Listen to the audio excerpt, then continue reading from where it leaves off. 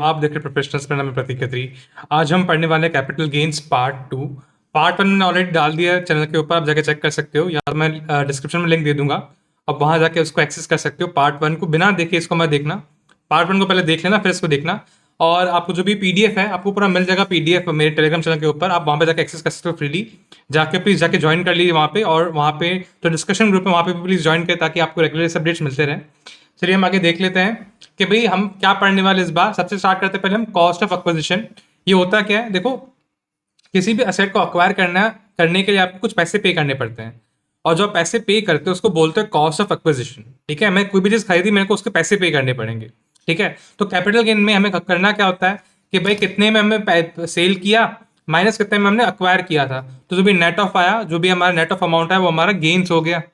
ठीक है, एक अमाउंट पे बेचा, एक अमाउंट पे अक्वायर किया था, उसको हमने नेट ऑफ किया तो हमारा बाकी का गेन्स बच गया। तो जो गेन्स होता है उसको बोलते हैं कैपिटल गेन्स। ठीक है, तो उसके लिए हमें पता लगाना पड़ेगा भाई हम कॉस्ट ऑफ एक्विजिशन कैसे कैलकुलेट करेंगे, कैसे निकालेंगे। हर सिचुएशन में अलग अलग होता है हमारा सीओए, कॉस्ट ऑफ एक्विजिशन हमारा हर सिचुएशन में अलग अलग होता है। सबसे पहले हम देखते हैं कि भाई असेट अक्वायर्ड बिफोर 1/4/2001, अगर उससे पहले कोई भी हमने असेट अक्वायर किया है तो उसका सीओए क्या होगा। देखो यहाँ तो सीओए जो एक्चुअली है वो होगा, यहाँ तो 1/4/2001 को जो भी हमारा एफ होगी वो होगा। दोनों में से कोई भी ऑप्शन आप अच्छे से ऐसे चूज कर सकते हो, या तो 2001 1/4/2001 वाला आप चूज कर लो, या तो जो सीओए हमारा ऑलरेडी था जो जिस पे हमने अक्वायर किया था सेट को, या तो वो चूज कर लो। ये एसएससी के ऊपर डिपेंड करता है, इसमें कोई भी अलग से कोई स्पेसिफिक मैथमेटिक्स नहीं इसमें इन्वॉल्व है। हाँ, पर ये बात है एफ एम बी जो एस डी वी है एज ऑन 1/4/2001 उसको वो एक्सीड नहीं कर सकता। S D V as on 1/4/2001 को एक्सीड नहीं कर सकता उसका कोई भी एफ एम बी है। क्लियर हुआ? तो मैक्सिमम क्या होगा, एस डी वी तक जा सकता है 2001 के, 1/4/2001 के मैक्सिमम एस डी वी तक जा सकता है हमारा सीओ है। कोई भी नॉर्मल एसेट की यहाँ पे बात हो रही है, किसकी बात हो रही है, कोई भी नॉर्मल एसेट की यहाँ पे बात हो रही है। आगे आता है हमारा भाई सपोज हमको एसेट गिफ्ट में मिली है, विल में मिली है, ट्रांसफर हुई है, हमें हमें उसके पैसे पे नहीं किए, हमें गिफ्ट में मिली है। भाई पापा ने हमको असेट दे दी, मम्मी ने हमको असेट दे दी है, कहीं कहीं से हमें दोस्त ने दे दी, ऐसे दोस्त दे नहीं सकता, पर कहीं से भी हमें फ्री में या फिर विल के अंदर मिली या फिर गिफ्ट में मिली है। ठीक है, तो उसमें जो प्रीवियस कॉस्ट था ना, जो प्रीवियस ओनर का जो कॉस्ट था उसको ही हमें सीओए लेना है। भाई जिसने हमें गिफ्ट दिया उसने कितने में खरीदा होगा उस सेट को, हमें उसको ही हमें सीओए लेना है। सिंपल बात है। क्लियर हुआ? हाँ, साथ में जो पीरियड ऑफ होल्डिंग है, पीरियड ऑफ होल्डिंग भी हमें प्रीवियस ओनर का साथ में लेना है। ले सकते हैं, हमारे पास ऑप्शन है, या तो प्रीवियस ओनर का भी ले लो, या तो जो हमारा अभी का जो पीरियड होल्डिंग है वो भी ले सकते हो। उसमें केस स्टडी है मंजुला जी शाह करके, आप वो केस स्टडी में बोला गया है भाई मंजुला जी शाह ने प्रीवियस ओनर का भी उसने लिया था पीरियड ऑफ होल्डिंग, तो कोर्ट ने दोनों अलाउ किए, आप दोनों में से कोई भी कर सकते हो, आप एग्जाम में कुछ भी सॉल्व कर सकते हो। क्लियर है? आगे आता है बोनस शेयर्स। ये क्या होता है, देखो कंपनी आपको कुछ बोनस फ्री के शेयर देती है, मतलब उससे कुछ प्राइस नहीं होती, आपके पास शेयर ऐसे ही फ्री में आ जाते हैं, तो उसको बोलते हैं अपना बोनस शेयर। ठीक है, तो बोनस शेयर की कैसे उसका सीओए निकलेगा, तो सीओए देखो अगर उस 1/4/2001 से पहले अलॉट हुए हैं, 1/4/2001 से पहले अलॉट हुए हैं, तो एफ एम एज ऑन 1/4/2001 हमको वो ले लेना है हमारा यहाँ पे एज अ बोनस शेयर का हमारा कॉस्ट ऑफ एक्विजिशन। ठीक है, पर अगर 1/4/2001 के बाद अलोकेट हुए हैं तो क्या लेना है, सीओए हमारा निल हो जाएगा, उसका कोई भी हमारा सीओए नहीं बनता, तो उसको अपने को निल लेना है। ये बात हमको याद रखनी है। ठीक है, अगर 1/4/2001 से पहले तो जो भी एफ एम 1/4/2001 में थी वो लेनी है, अगर 1/4/2001 के बाद अलोकेट हुए हैं बोनस शेयर तो उसका सीओए निल रहेगा, उसका कोई भी वैल्यू नहीं रहेगी। तो सर फिर कैसे होगा, तो बेटा जो भी आपका जो भी आपने उसको बेचा ना, वो आपका full full value of consideration आपका बन जाएगा कैपिटल गेन्स। जैसे आपने अगर 100 रुपये में बेचा तो निल तो हो गया हमारा सीओए, तो आपको पूरा का पूरा 100 बन जाएगा हमारा सीजी, कैपिटल गेन बन जाएगा, आपको पूरा का पूरा 100 आपका सीजी बन जाएगा। इस पॉइंट पे ये लेना है। सिंपल चीज थी सर, मजा आ गया।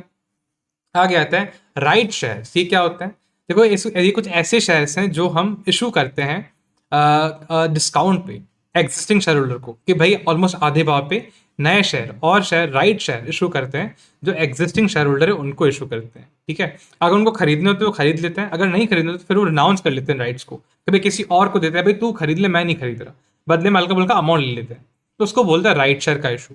अब उसका सीओए क्या बन जाएगा, देखो यहाँ तो जो एक्चुअल अमाउंट पे किया है वो बन जाएगा, और अगर रिनाउंस कर दिया है तो फिर कोई नील ही बन गया, फिर तो कुछ भी कॉस्ट बचा ही नहीं, रिनाउंस कर लिया, कुछ खरीदा तो है नहीं हमें, तो नील बन गया अपना। हाँ, पर जिसको बेचा है उस थोड़ा बहुत उससे भी हमें पैसा मिलेगा, वो भी तो अपने अपनी इनकम का पार्ट बनेगा। हाँ, बट बाकी जो ओरिजिनल शेयर जो उसने रिनाउंस कर लिए उसका सीओए नील बन जाएगा। क्लियर हुआ सर? क्लियर हो गया। आगे आता है गुडविल और इंटेंजिबल्स। ये क्या होता है? गुडविल एंड इंटेंजिबल्स ये क्या होता है? तो गुडविल इंटेंजिबल क्या होता है कि भाई अ, हमने कुछ अच्छा धंधा किया, हमें धंधे का नाम बन गया, तो हमें गुडविल बनती है, जनरेट होती है। या तो कोई पेटेंट हमने खरीदा, तो कोई पेटेंट हमारा जनरेट हुआ, उसको बोलते हैं intangible assets, other intangible assets, goodwill या फिर इंटेंजिबल्स। क्लियर हुआ? तो उसमें उसका सीओए क्या होगा? देखो, अगर परचेज किया है तो जो परचेज प्राइस है उसका बन जाएगा वो सीओए। जिस प्राइस पे परचेज किया वो बन गया अपना सीओए, कॉस्ट ऑफ एक्विजिशन वो बन गया जिस प्राइस पे परचेज किया। पर अगर वो इंटरनली जनरेटेड है, तो उसका कॉस्ट हमारा हो जाएगा नील। अगर वो सेल्फ जनरेट हुई है, कहीं से परचेज नहीं किया है, अपने खुद ने अपना अपन ने नाम बनाया, अपने खुद ने पेटेंट बनाया, खुद ने अपन ने ट्रेडमार्क बनाया, तो उसका सीओए नील हो जाएगा ना, क्योंकि आपने किसी को पैसे पे नहीं किए इसके भी।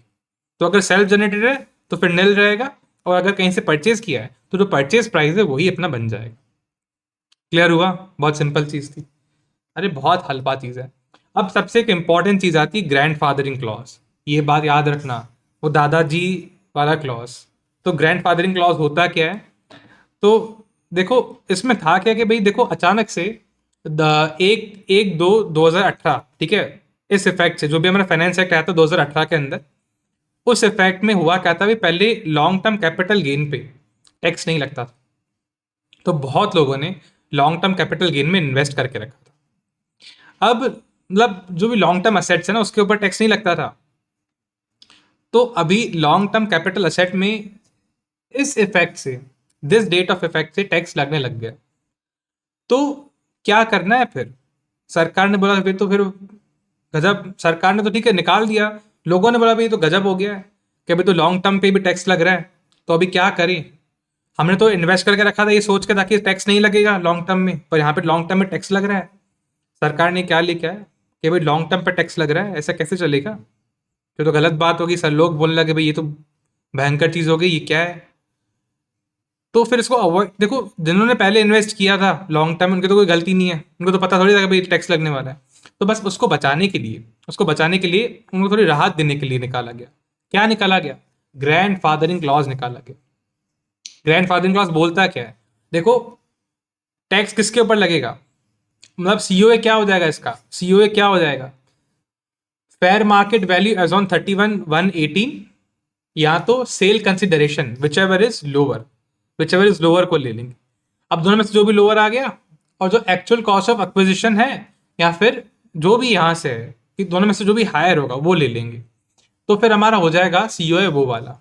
मतलब जो भी बेचेगा ना 2000, जो भी यहां से बेचेगा, उसका जो कॉस्ट ऑफ एक्विजिशन है वो एक्चुअल कॉस्ट नहीं बन के, जो यहाँ पे होगा ना ये वाला 31/1/18 वाला, वो बन जाएगा कॉस्ट ऑफ एक्विजिशन। मतलब सपोज हमने खरीदा था 10 रुपए में, ठीक है, अभी हमारा 100 का भाव चल रहा है 2018 के अंदर, अपन ने खरीदा था 10 रुपए में, 10 रुपए में खरीदा था अपन ने। ये इच्छा में कि भाई भले आगे 100 हो जाए 200 हो जाए, टैक्स नहीं लगेगा इसके ऊपर। पर अभी वो 100 का तो हो गया 2018 के अंदर। तो सरकार ने क्या बोला कि भाई अभी सपोज वो असेट आप 200 में बेच रहे, तो उसका सीओ आप 100 ही ले लो, जो अभी 18 में भाव चल रहा है ना वो ले लो, तो आपका सीओ 10 रुपए नहीं होगा। देखो, अगर अपन ने 200 में बेचा और अगर सीओ हमारा 10 होता ना, तो 190 का होता हमारा कैपिटल गेन। क्या होता हमारा? 190 का अपना होता कैपिटल गेन, ठीक है। पर अभी अभी 200 में जो चीज बेची है वो हमारा उसका बन गया 100 रुपए सीओ है। मैं एग्जाम्पल का नंबर दे रहा हूं, तो हमारा कैपिटल गेन हो गया 100 रुपए, तो हमारा 90 का कैपिटल गेन बच गया। समझ आ रहा है?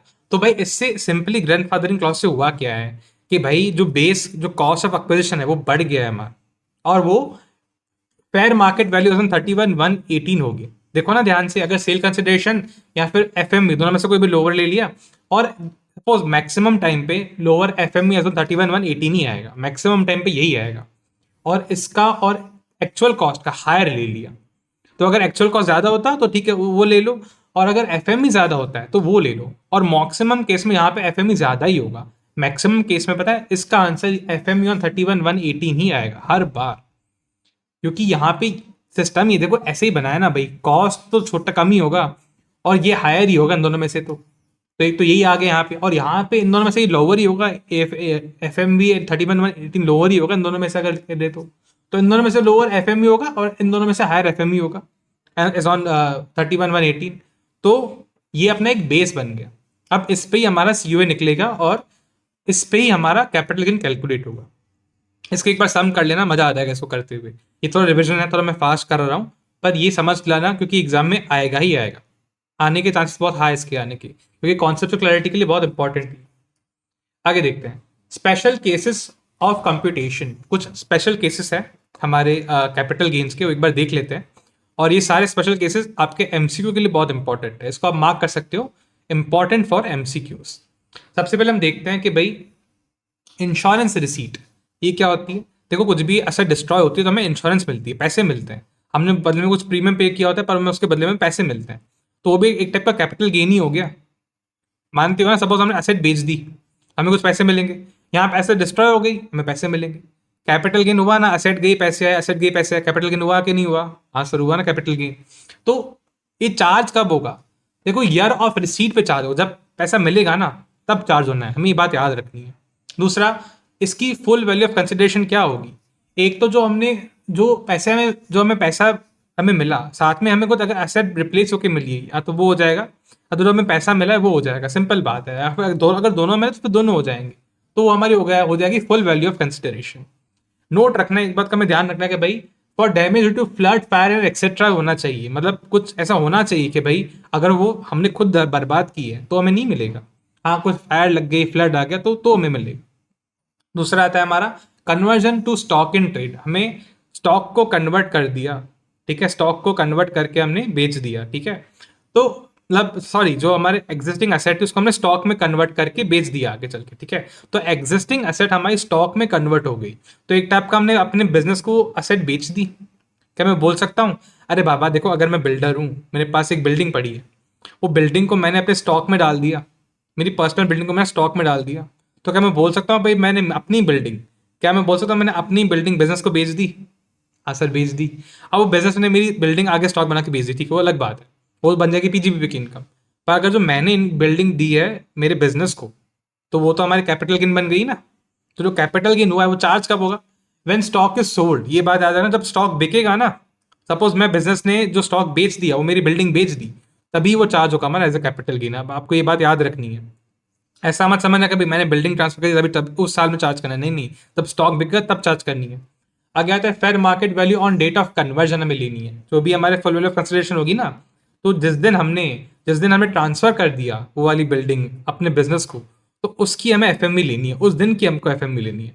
आगे एक और नोट लिखा है भाई, difference between sale price and fair market value is the business income. ये बात याद रखना कि भाई जो भी अभी वो स्टॉक में बिक रही है, जो भी सेल प्राइस है इसका, और जो भी इसका हमारा जो बिजनेस इनकम हमारी हो रही है जो भी है, एक तो देखो, एक तो हमारा होगा सेल प्राइस, एक तो होगा हमारा एफ। तो सपोज एफ है हमारा, देखो सेल प्राइस है 200, हमारा एफ था 100 रुपये, तो जो भी डिफरेंस आया ना, जो स्टॉक हमने बेचा या जो स्टॉक को हम बेच रहे हैं, वो थोड़ी कैपिटल की कहलाएगा, वो तो कहलाएगा बिजनेस इनकम, पीजीबीपी का इनकम बन जाएगा वो। तो जिस प्राइस पे हमने उसको बेचा, कैप एज ए बिजनेस ने जिस प्राइस पे उसको बेचा, वो तो बिजनेस की इनकम है। क्लियर हुआ ना, हमने पहले ट्रांसफर किया बिजनेस को और बिजनेस से आगे बेच दिया, सिंपल बात है। क्लियर हुआ कि नहीं हुआ? आगे आता है compulsory acquisition.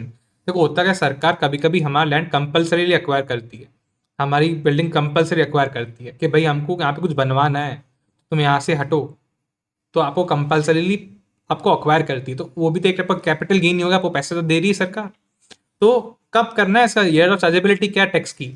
Year first compensation receive, मतलब पहला कंपनसेशन रिसीव हो गया, भले 1 रुपये रिसीव हुआ, 2 रुपये रिसीव हुआ, 10 रुपये रिसीव हुआ, हमें पूरे के ऊपर कैपिटल गेन पे करना पड़ेगा। ये बोलते हैं अगर आप 50 रुपये भी रिसीव हुए ना, तो आपको पूरे पे जो पहली आपकी इंस्टॉलमेंट रिसीव हुई है उसके ऊपर आपको कैपिटल गेन पे करना पड़ेगा, सिंपल चीज़ है। अब कितना होगा हमारा वैल्यू ऑफ कंसिडरेशन, हम कितना लेंगे? मैंने बोला ना कि पूरा का पूरा कंपनसेशन अमाउंट, पहले 1 करोड़ का कंपनसेशन, आपको 1000 रुपये रिसीव हो गए, आपको 2000 रुपये रिसीव हो गए, आपको पूरा का पूरा compensation amount as a capital gain में चार्ज करना पड़ेगा अपने साथ, आपको उसके ऊपर टैक्स भी पे करना पड़ेगा। तो सही, तो फिर नाइंसाफी है। अभी देखो क्या कर सकते हैं, जो है वो है, अपन सरकार तो है नहीं। आगे कहते हैं enhance compensation taxable in the year of receipt. ये बात याद रखनी है कि भाई कुछ भी सपोज बाद में केस हुआ और हमें मिल गया एनहांस कंपनसेशन, कंपनसेशन बढ़ा के हमको मिला कि भाई आपको ज़्यादा कंपनसेशन अभी मिलेगा, तो जब वो रिसीव हुआ ना, जब वो जिस साल में वो रिसीव होगा उस साल में उसको टैक्स लग जाएगा, जिस साल में रिसीव होगा उस साल में वो टैक्स लग जाएगा, पर इसका जो कॉस्ट ऑफ एक्विजिशन वो निल होगा, क्योंकि सारा हम सीओ पहले ही यहाँ पे हम ले चुके हैं ना, बाद में हमें पैसा बढ़ा के मिला, तो उसका सीओ निल लेंगे, बाकी पूरा का पूरा अमाउंट जिस साल में रिसीव हुआ ना, जो हमारा एनहेंस कंपनसेशन है, वो उस साल ही टैक्सेबल होगा जिस साल में वो रिसीव हुआ है। आगे देखते हैं डेप्रिशिएबल एसेट। ये क्या होती है कि भाई कोई कोई एसेट आपको पता है, जैसे मशीनरी है डेप्रिशिएबल है, फर्नीचर डेप्रिशिएबल है, कार डेप्रिशिएबल, जो भी है सब डेप्रिशिएबल, कुछ कुछ डेप्रिशिएबल ऐसे होते हैं, ठीक है। तो जब वो ट्रांसफर करेंगे तो उसकी टैक्सेबिलिटी कब लगेगी? On the year of transfer. उसका जो अमाउंट होगा, उसका जो फेयर वैल्यू ऑफ कंसिडरेशन होगा, वो क्या होगा? वो होगा हमारा सेल्स कंसिडरेशन। और ये याद रखना, depreciable asset is always a short term capital asset, always a short term, क्योंकि इसका बेनिफिट हम पूरे साल यूनिफॉर्मली लेते हुए आते हैं। हर साल हम इसका लेते हैं ना, डेप्रिसिएशन लेते हैं ना, लेते हैं कि नहीं लेते? तो उसका जो हम कॉस्ट है यूटिलाइज करते रहते हैं इसका हम हर साल। तो जो भी हमारा नया अमाउंट आता है वो हमारा नया अमाउंट होता है, क्योंकि हमने इसका कॉस्ट ऑलरेडी बांट चुके होते हैं हर साल। तो हमने कॉस्ट बांटा है ना, और जो नया अमाउंट आया है, तो वो नया अमाउंट हमारा शॉर्ट टर्म ही कहलाएगा, क्योंकि वो नया अमाउंट है और हम उस साल ही अगर बेच रहे हैं, वो नया अमाउंट का तो एक साल से ऊपर हुआ नहीं फिर वो, तो वो कहलाएगा हमारा शॉर्ट टर्म कैपिटल गेन। अब ये याद रखना चाहिए, सिंपल बात है, डेप्रिशिएबल एसेट है तब मतलब शॉर्ट टर्म कैपिटल गेन है, सिंपल बात। आगे आता है स्लम सेल। ये क्या होती है? देखो ये काफ़ी अच्छा कॉन्सेप्ट है, इसमें क्या हम यूनिट्स बेचते हैं, हम स्लम्स बेचते हैं कि भाई एक पर्टिकुलर आपने यूनिट बेच दिया पूरा, और उसकी पूरी हमारी अकाउंटिंग होती है। सपोज रिलायंस का पूरा ग्रुप है, रिलायंस ने अपना जियो बेच दिया, अपना जियो वाला यूनिट बेच दिया रिलायंस ने, ठीक है, तो उसको बोलते हैं स्लम सेल, ठीक है, पूरा बेच दिया। उसको बोलते हैं यूनिट बेचना, एक कुछ भी चीज़ बेचना, उसको स्लम सेल बोलते हैं, ठीक है। तो उसमें करना क्या है भाई, ईयर ऑफ जो ट्रांसफर है ना, उस पर अपन को टैक्स लगाना है। जिस साल हमने ट्रांसफर किया उस साल हमें टैक्स लगा देना है। आगे आता है fair market value of capital asset. एक तो ये होगा अपने फुल वैल्यू ऑफ कंसिडरेशन, पर इसमें हमारी दो निकलेगी, एक तो निकलेगी हमारे FME 1 और FME 2। FME 1 क्या होगी? एक तो FME 1 तो दी होगी कि भैया इतना हमें इतना पैसा रिसीव हुआ है। देखो दो FME होती है, एक तो कितना एसेट की वैल्यू थी, बुक वैल्यू क्या थी, उसको बोलते हैं FME 1। कितनी एसेट की वैल्यू थी, उसको बोलते हैं FME 1। FME 2 क्या होती है? कितनी हमने पैसे हमें रिसीव हुए इसके बदले, कितने हमें पैसे रिसीव हुए। FME 1 क्या, कितनी एसेट की वैल्यू थी, FME 2 क्या थे, कितने में पैसे रिसीव हुए। दोनों में से कोई भी हायर होगा ना, दोनों में से कोई भी हायर, वो हमारी बन जाएगी फेयर मार्केट वैल्यू, और उस दिन की, जिस दिन ट्रांसफर हुआ उस दिन की हमारी बन जाएगी वो फेयर मार्केट वैल्यू। उसको अपने को लेना है फेयर मार्केट वैल्यू, या फिर फुल वैल्यू ऑफ कंसिडरेशन लेना है उसको हमें, ठीक है। तो उसके वो हमारा बन जाएगा कैपिटल गेन का पार्ट। आगे आता है नेटवर्थ भी हमें निकालनी पड़ेगी। नेटवर्थ पता क्या होती है? यहाँ पे हम कॉस्ट ऑफ एक्विजिशन नहीं लेंगे, यहाँ पे ये होती है हमारी नेट ऑफ नेटवर्थ होती है। मतलब नेटवर्थ को हम बोलते हैं कॉस्ट ऑफ एक्विजिशन। ये नेटवर्थ कैसे निकलती है? All all total asset minus total liabilities, total asset minus total liability को हम बोलते हैं नेटवर्थ। तो ये निकाल के हम निकालेंगे अपना कॉस्ट ऑफ एक्विजिशन, तो फिर fair market value minus cost of acquisition किया तो हमारा कैपिटल गेन निकल जाएगा इसके अंदर। सिंपल चीज़ है, इसका भी एग्जाम में आपको करा दूंगा मैं बाद में। आगे आते हैं लैंड एंड बिल्डिंग के केस में क्या होता है सर। लैंड एंड बिल्डिंग क्या होती है? देखो सबको पता है लैंड एंड बिल्डिंग क्या होती है। तो लैंड एंड बिल्डिंग में जो हम ट्रांसफर करते हैं ना, जिस साल हमने ट्रांसफर किया उस साल टैक्सेबिलिटी लगेगी पहले तो। दूसरा भाई जो उसकी SDV है, फेयर मार्केट वैल्यू नहीं है, SDV stamp duty value, fair market value नहीं, स्टैंप ड्यूटी वैल्यू को अपन को लेना है। तो जो उस दिन के SDV है ना, उसको हम लेंगे अपना फेयर वैल्यू ऑफ कंसिडरेशन। ये बात याद रखना आप, ठीक है। तो SDV as on date of transfer हम ले लेंगे वहां पे इसको as a fair value of consideration. Clear हुआ? आगे देखते हैं। हाँ, अगर एसडीवी अगर ज़्यादा है 110% ऑफ एक्चुअल कंसिडरेशन, तो ये हमें यहाँ पे SDV लेनी है। अगर SDV 110% ऑफ सेल्स वैल्यू के अंदर अंदर है, एग्जाम्पल सपोज हमारी SDV निकली 105 और 100 रुपये था हमारा कंसिडरेशन, तो अगर इसका करेंगे 110% तो आएगा हमारा 110। तो SDV तो 110 के अंदर ही है, 105 110 के अंदर ये मानते हो कि नहीं मानते? तो अगर 105 110 के अंदर है, तो हमें सेल कंसिडरेशन को ही ले लेना है। हाँ, पर अगर हमारी एस डी बी 115 है और हमारा 10% बनता है 110, एग्जाम्पल में देता हूँ, तो ये ऊपर 115 उसके ज़्यादा है, तो फिर वो हमारा बन जाएगा यहाँ पे वो हमारा बन जाएगा यहाँ पे sale value of consideration. S D हमारा बन जाएगा यहाँ पे sale value of consideration. Clear हुआ? कोई डाउट इसके अंदर? बहुत सर क्लियर हो गया। आगे आते हैं अनकोटेड शेयर्स। ये क्या होते हैं? देखो, ये ऐसे शेयर्स होते हैं जो मार्केट में लिस्टेड नहीं होते।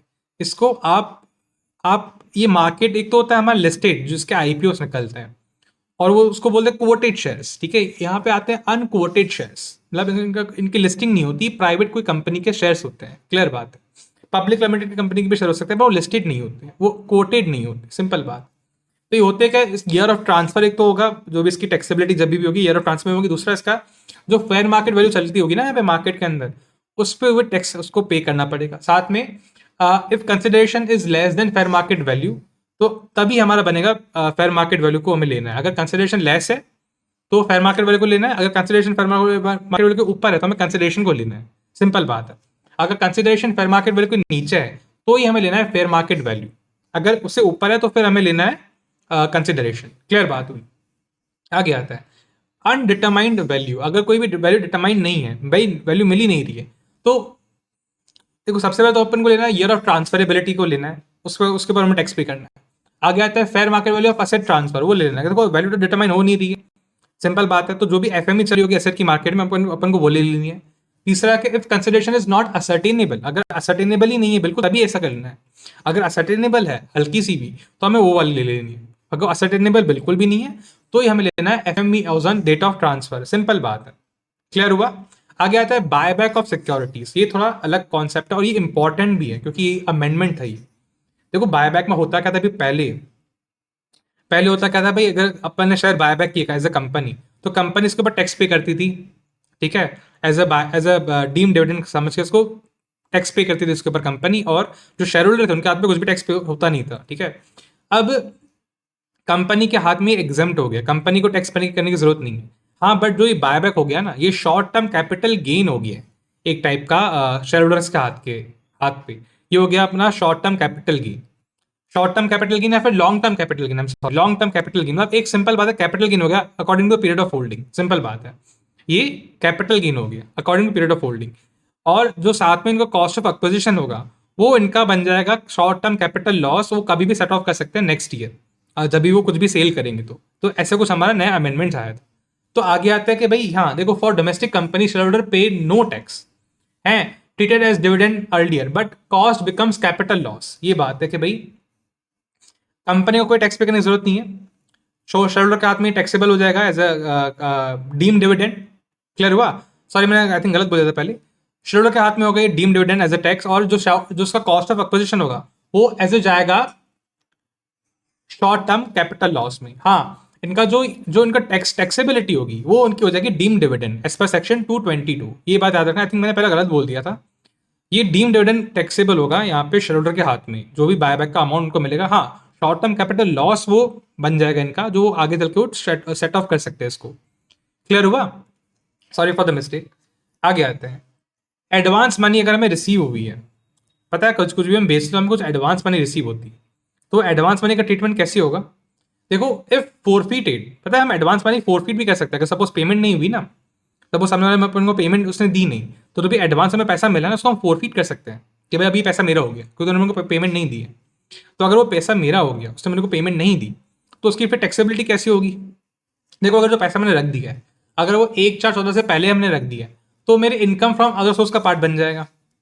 ठीक है, अगर 1/4/14 के अपन ने बाद में वो पैसा रखा है, तो क्या करेंगे भाई, वो डिडक्ट कर देंगे कॉस्ट ऑफ एक्विजिशन से। क्लियर हुआ? सपोज मेरे को 10 रुपये मिले थे एडवांस में। ठीक है, मेरा अगर 1/4/14 से पहले हुआ, 10 रुपये मेरी क्या बच जाएगी? Income from other sources, other source बन जाएगी मेरी। पर अगर वो 10 रुपये मेरे को 1/4/14 के बाद मेरे को मिले और मैं रिटेन कर लिए, सपोज मेरा सी था 100 रुपये का, तो 100 माइनस 10 मेरा 90 का बन गया सी मैं 90 का बन गया कॉस्ट ऑफ एक्विजिशन। क्लियर हुआ? तो मैं सी यू ऐसे ही माइनस कर दूंगा मेरा ये वाला पार्ट। क्लियर हुआ? समझ आया क्या बोल रहा हूँ मैं? हाँ सर क्लियर हो गया। आगे देखते हैं।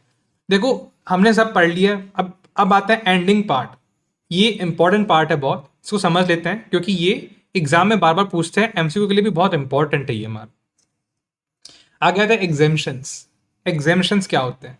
देखो कभी कभी जो हम कुछ चीज़ें बेचते हैं ना कैपिटल गेन के अंदर, हमें कैपिटल गेन हो गया, तो कभी कभी हम पैसे कहीं पे इन्वेस्ट करके कैपिटल गेन को हम अवॉइड कर सकते हैं, या फिर हमें उसके ऊपर टैक्स पे करने की जरूरत नहीं है अगर उसको हमने सही जगह पे इन्वेस्ट कर लिया पैसे को, जो भी हमें कैपिटल गेन हुआ है, तो उसको बोलते हैं एग्जेम्पशंस फ्रॉम कैपिटल गेन।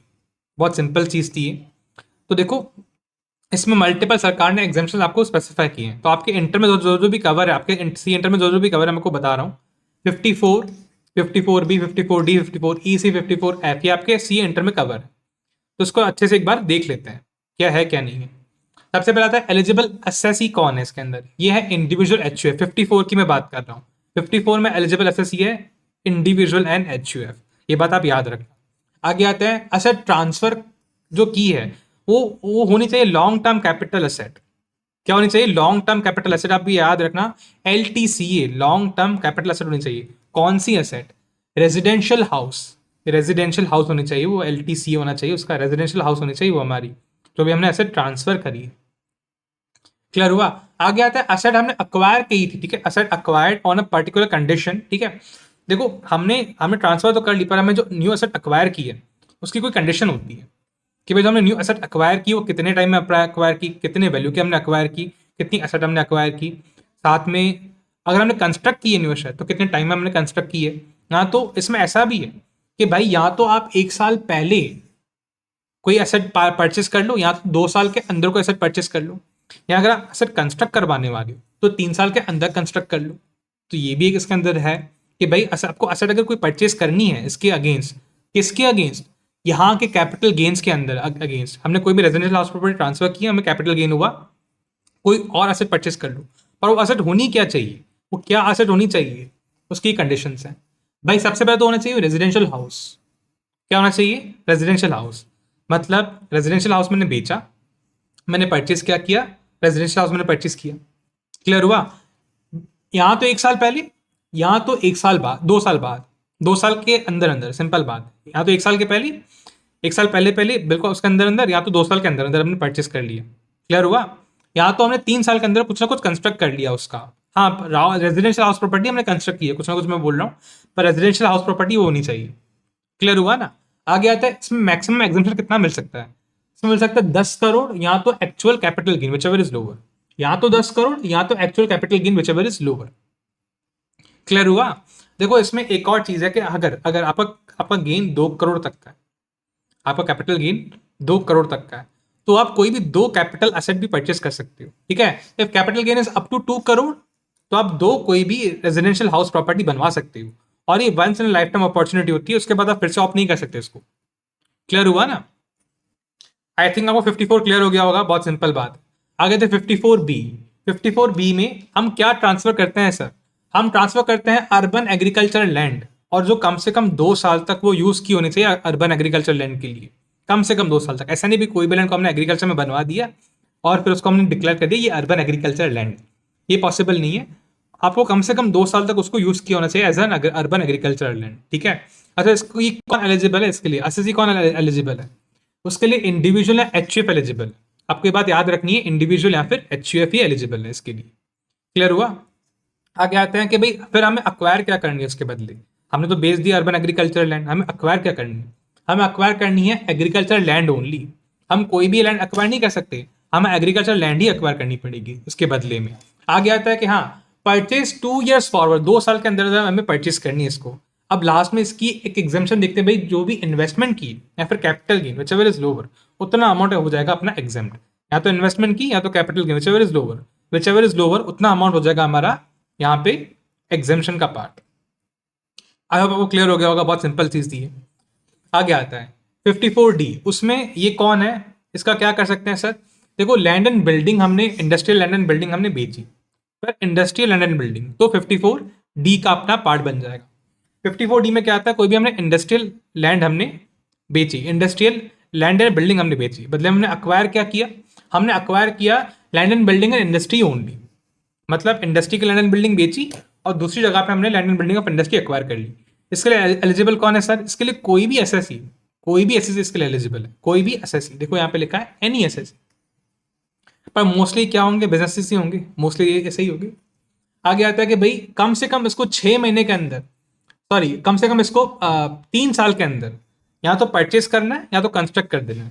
3 साल के अंदर इसको क्या करना है? परचेस करना है या तो कंस्ट्रक्ट कर देना है। ये बात आपको याद रखनी है। देखो इंडस्ट्रियल लैंड हमने बेची, बिल्डिंग बेची, हमने इंडस्ट्रियल लैंड परचेस से बिल्डिंग खरीदी, पर वो 3 साल के अंदर वो कंस्ट्रक्ट या फिर परचेस हो जानी चाहिए। आपको ये बात याद रखनी है। और इसके लिए कोई भी एलिजिबल एसएससी है, कोई भी एसएससी एलिजिबल है। और वही इन्वेस्टमेंट या फिर कैपिटल गेन लोअर हो जाएगा हमारा एग्जाम्प्ट अमाउंट। क्लियर हो गया? आगे 54 EC। 54 EC क्या होता है? देखो हमने कोई भी लैंड एंड बिल्डिंग बेची हो, पर यहाँ पे भी है कि भाई ये LTC होना चाहिए, लॉन्ग टर्म कैपिटल एसेट होनी चाहिए। जहाँ पे LTC लिखा है ना वहाँ पे सिर्फ LTC अलाउड है, जहाँ पे LTC नहीं लिखा वहाँ पे कोई भी शॉर्ट टर्म लॉन्ग टर्म दोनों अलाउड है, पर जहाँ पे LTC लिखा है वहाँ पे सिर्फ LTC ही अलाउड है। क्लियर हुआ? तो अगर हमने लैंड एंड बिल्डिंग परचेस या सेल की, ठीक है, परचेस सॉरी हमने सेल की, परचेस क्या बोल रहा हूँ, सेल की हमने, बदले में हमें जो बॉन्ड्स है ना, जो NHIA, RECL, PEC, IRFC, जो भी इनके बॉन्ड है ना, यहाँ पे हमें इन्वेस्ट करना पड़ेगा। हमने लैंड एंड बिल्डिंग बेची और बदले में हमने यहाँ पे इन्वेस्ट करे तो हमें सेक्शन 54 EC के अंदर यहाँ पे हमें एग्जाम्पशन मिल जाएगा। कब तक इन्वेस्ट करना है? यहाँ पे थोड़ा डिफरेंट है। यहाँ पे 6 महीने के अंदर आपको इन्वेस्ट करना है, कम से कम 6 महीने के अंदर आपको इन्वेस्ट कर देना है। और एग्जाम्पशन कितना मिलेगा? एग्जाम्पशन मिलेगा हमारे यहाँ पे 50 लाख तक का ही। आपको ये बात याद रखनी है, 50 लाख तक एग्जाम्पशन मिलेगा और 6 महीने तक, 6 महीने के अंदर आपको इन्वेस्ट करना है। यहाँ पे दोनों डिफरेंट पॉइंट है सबसे, ठीक है, दोनों डिफरेंट पॉइंट है। 50 लाख तक एग्जाम्पशन मिलेगा और हमें 6 महीने तक इन्वेस्ट करना है इसके अंदर। क्लियर हो गया? हाँ, हमें इन्वेस्ट किस में करना है? बॉन्ड ऑफ NHI, RECL या फिर PEC या फिर IRFC, जो भी है, इन सब में आपको इन्वेस्ट कर देना है। क्लियर हो गया? तभी आपको मिलेगा 54 EC के अंदर। यहाँ पे भी जो एलिजिबल एसएससी वो एनी है, कोई भी इसको कर सकता है इन्वेस्टमेंट। क्लियर बात है? आगे 54F। 54F के लिए कौन एलिजिबल है? इंडिविजुअल एंड HUF एलिजिबल है।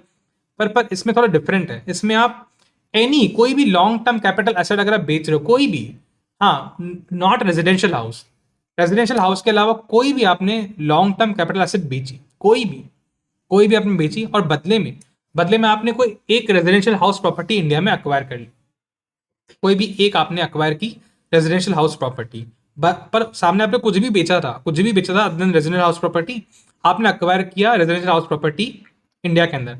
कब तक अक्वायर करनी है? अक्वायर करनी है या तो 1 साल पहले या तो 2 साल के अंदर अंदर, या तो कंस्ट्रक्ट करवा रहे हो तो 3 साल के अंदर आपको कंस्ट्रक्ट करवानी है। आपको इतना कर देना है। क्लियर हुआ? हाँ, इसका एक अलग कैलकुलेशन है। कितना अमाउंट एग्जेम्प्ट होगा? वो होगा capital gain into invested amount divide by net sale consideration. कितना अमाउंट इन्वेस्ट किया, बदले में कितना आपने सेल्स किया था, इनटू कैपिटल गेन, उतना अमाउंट आपका हो जाएगा एग्जेम्प्ट। क्लियर हुआ? इसको भी एलिजिबल इंडिविजुअल HUF दोनों ही कर सकते हैं। और ये भी सिर्फ LTCA ही है, LTCA यहाँ पे, ठीक है, आप याद रखना ये बात। क्लियर हुआ? आई होप आपको क्लियर हो गया हो पूरा। हाँ, अगर कोई भी अमाउंट हमने इन्वेस्ट नहीं किया तो उसको यहाँ पे हम कैपिटल गेन अकाउंट स्कीम के अंदर पार्क कर सकते हैं। ये एक अलग से बैंक अकाउंट है। यहाँ पे अगर आपने अमाउंट पार्क कर लिया बिफोर फाइलिंग ऑफ रिटर्न तो ये भी एक एग्जेम्पशन ही माना जाएगा। हाँ, फिर आप बाद में इन्वेस्ट करो पैसा, वो अलग बात है। आप यहाँ पे पैसा पार्क कर सकते हो, बताओ कि भाई मैं इस टाइम पे इन्वेस्ट करूंगा। क्लियर हुआ? तो ये भी अपना वही कहलाएगा। हाँ, ऐसे विड्रॉ नहीं कर सकते, विड्रॉ करोगे तो वो हो जाएगा कैपिटल गेन। यहाँ पे आप ये पार्क कर लिया तो आपका, अगर बिफोर ड्यू डेट से पहले पार्क किया, अगर ड्यू डेट के बाद पार्क किया तो आपको एग्जेम्पशन ले सकते। पर जो भी ड्यू डेट है आपके रिटर्न की, जो भी आपकी ड्यू डेट है आपकी रिटर्न की, अगर आपने उससे पहले पार्क कर ली पैसा इस अकाउंट के अंदर तो आपका कैपिटल गेन आपको एग्जेम्प्ट हो जाएगा उतना अमाउंट। क्लियर हुआ? आगे आते हैं। अब रेट्स क्या क्या हैं टैक्स के, हमने सारे पढ़ लिए कि यहाँ पे लगा कैपिटल गेन, वहां पे लगा कैपिटल गेन। अब बारी बारी से देखते हैं इसके रेट्स क्या क्या हैं।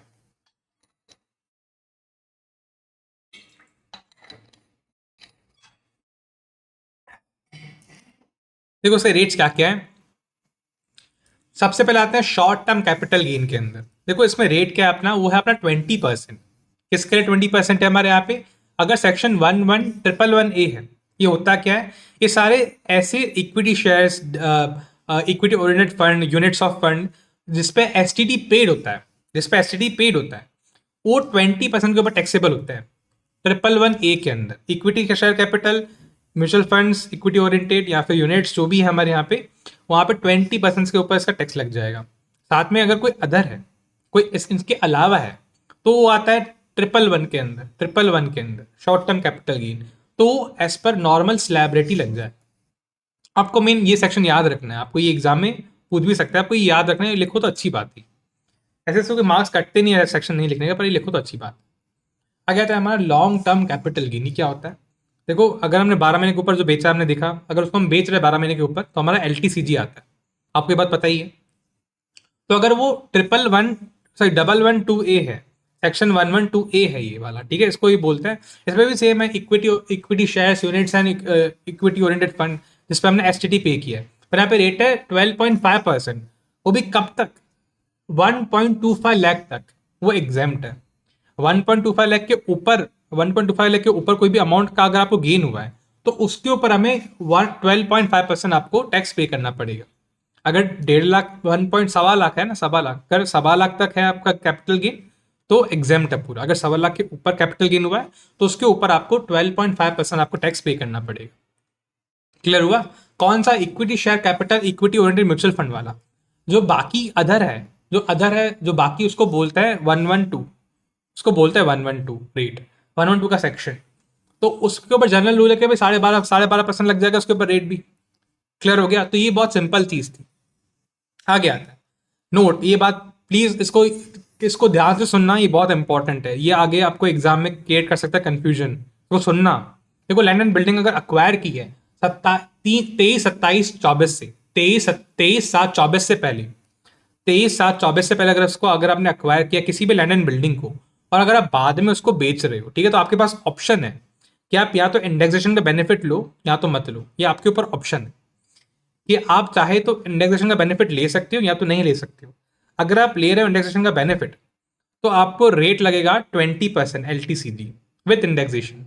अगर आप बेनिफिट नहीं ले रहे हो इंडेक्सेशन का, ठीक है, और आपने बेचा है आफ्टर 23/7/2024, तो आपको 12.5% लगेगा आपका विदाउट इंडेक्सेशन। क्लियर हुआ? ये आपके ऊपर डिपेंड करता है, और वो भी सिर्फ इंडिविजुअल HUF के लिए है, और वो भी सिर्फ उस असेट के लिए जिसको आपने परचेज किया था 23/7/24 से पहले। अगर आपने इसके बाद परचेज किया है और बेचा है, तो आपको नॉर्मल रेट्स ही लगेंगे। पर अगर आपने इससे पहले परचेज किया है और बेचा है इसके बाद, तो आपके पास ऑप्शन है as a individual and HUF।